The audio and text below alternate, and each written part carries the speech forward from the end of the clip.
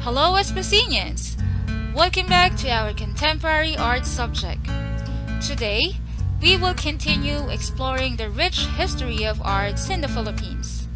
We will study the lesson for American colonial period to Japanese period.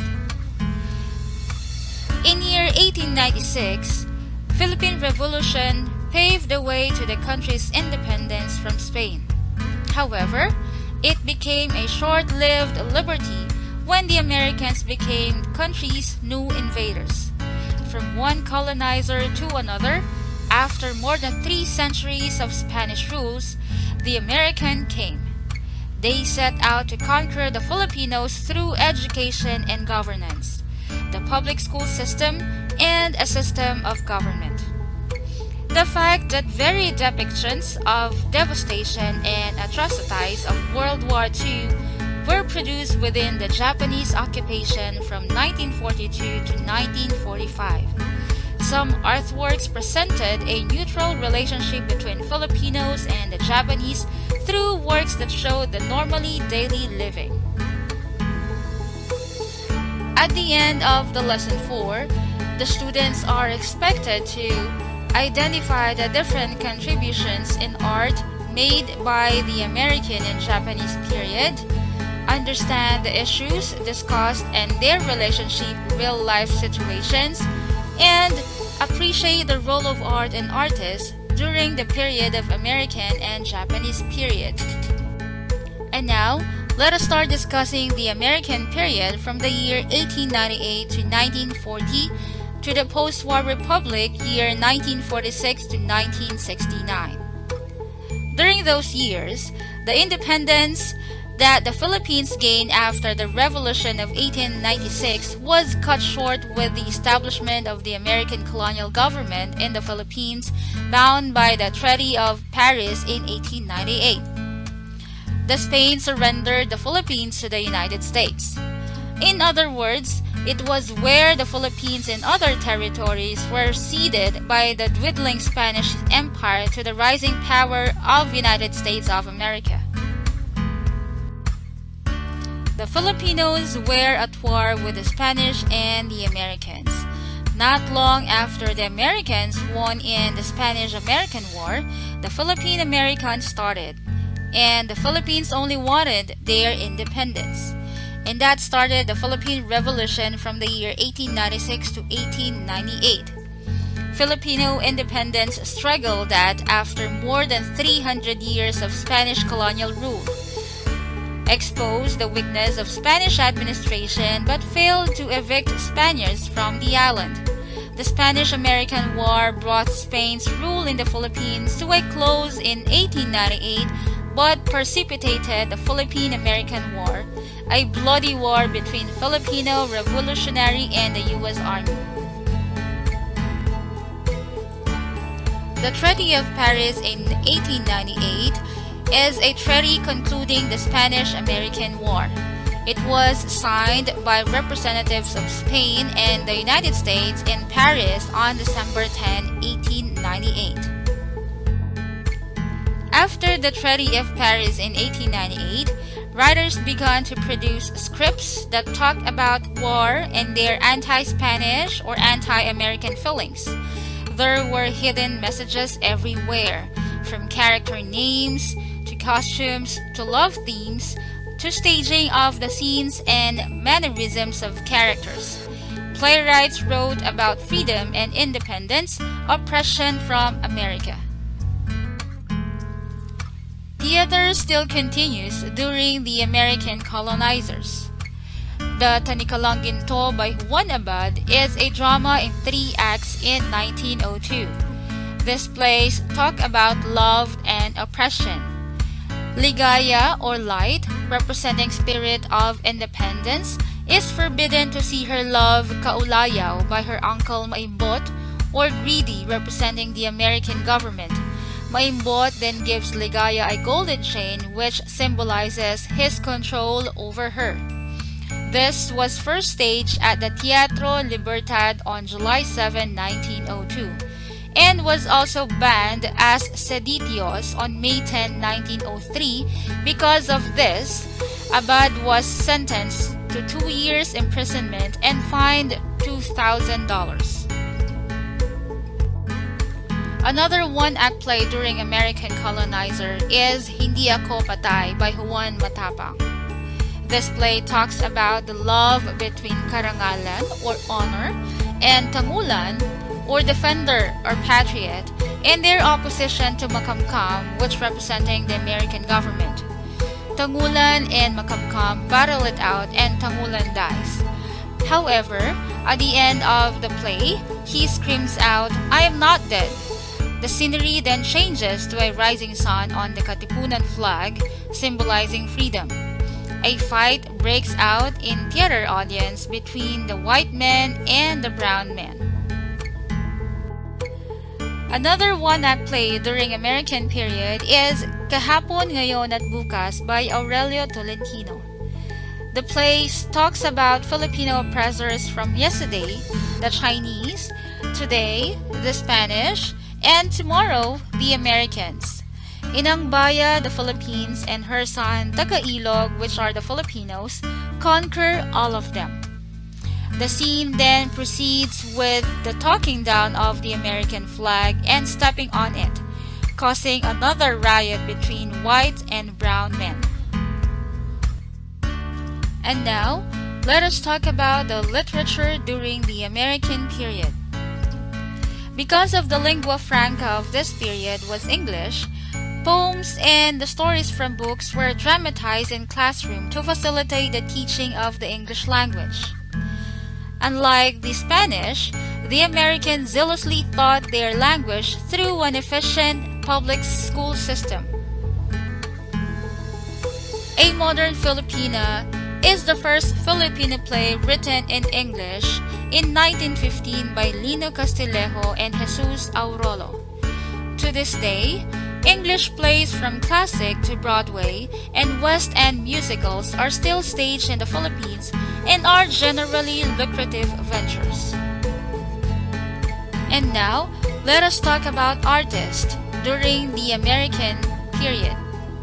Fabian de la Rosa was known for his naturalist paintings characterized by restraint and formally in brushwork, choice of sober colors, and subject matter like planting rice in year 1921 and El Kundiman in year 1930. Next is Fernando Amorsolo. He was a graphic artist who rendered drawings or the textbooks series The Philippine Readers, as well as illustrations for the newspaper The Independent. He is also known for his romantic paintings that capture the warm glow of the Philippine sunlight.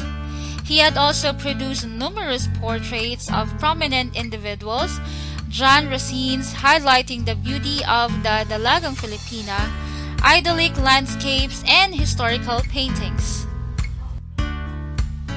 Next artist is Guillermo Tolentino. He is credited for the iconic ablation, year 1935, of the University of the Philippines and the Bonifacio Monument in 1933 in Caloocan. He is also Amorsolo's counterpart in sculpture, and he studied fine arts in Rome and was influenced by its classical tradition. Carlos Botong Francisco is known for his magistral murals, particularly Filipino struggles through history in 1964. This mural is one of the largest and most ambitious in scope, which he actually did for the Manila City Hall. After discussing the American period, let us now dive into Japanese occupation from the year 1941 to 1945. This was early moderns and conservative alike continued to produce art and even participated in Kalibapi, or Kapisanan ng Paglilingkod ng Bagong Pilipinas, sponsored art competitions.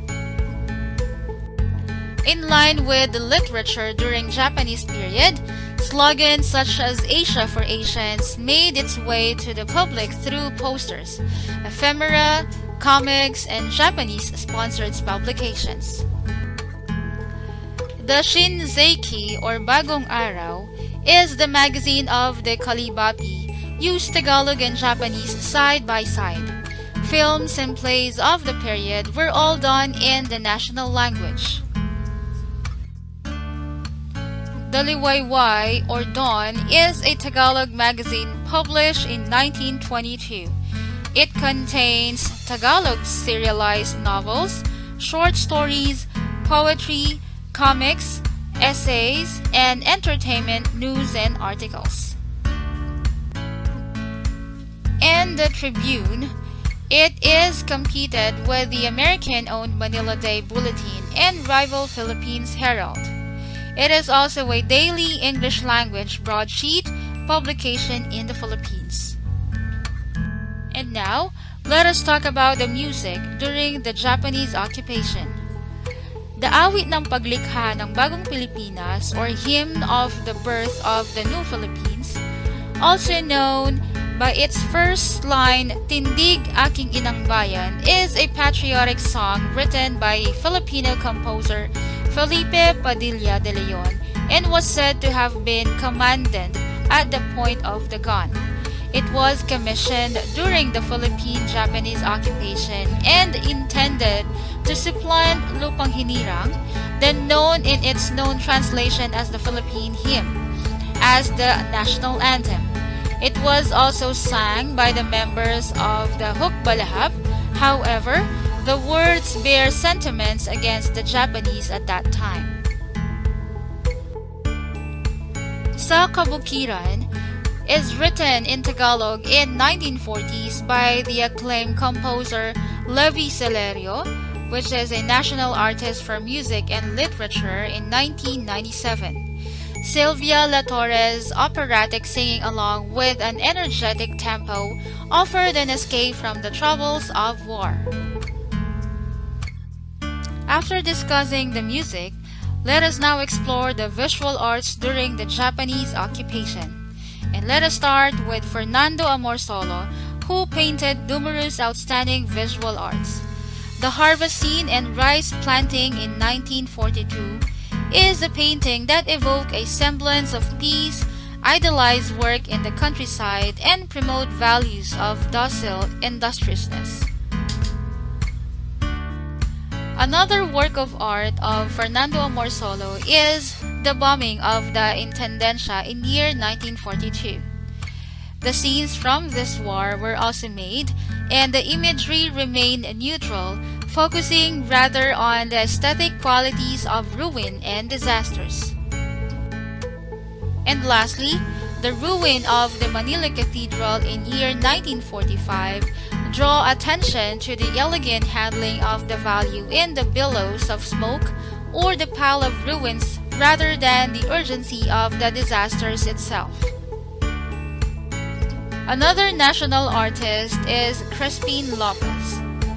He made the study of Anayeta in year 1943. These are portraits representing different ethnologistic groups were produced. Vicente Silva Manansala is also one of the artists during the Japanese Colonial. Tuba Drinkers in year 1954 is a painting of men drinking coconut wine or tuba and women serving them in a classic bamboo hut.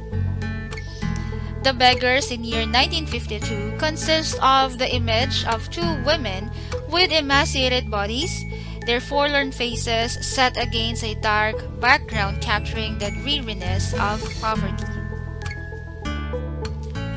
Cesar Torrente Legazpi is also an artist during Japanese occupation. Gadget II in year 1949 depicts the mutant fusing of man and machine in an age where the industrial was both feared and mythologized. Bar Girls in 1947, most of Legazpi's figures in this period are distorted by his elongating or making rotund forms in a well-ordered compositions.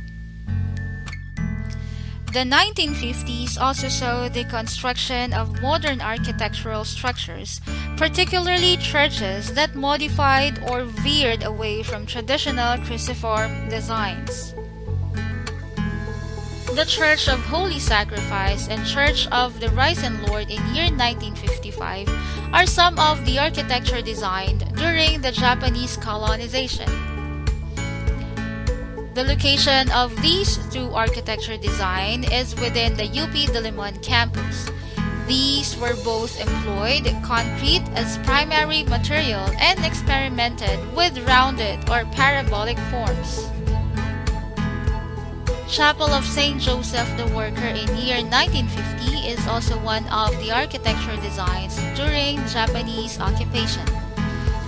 This was designed by New York architect Anthony Raymond, an apprentice of the great American architect Frank Lloyd Wright, and was built on the site of the old factory from 1948 to 1949.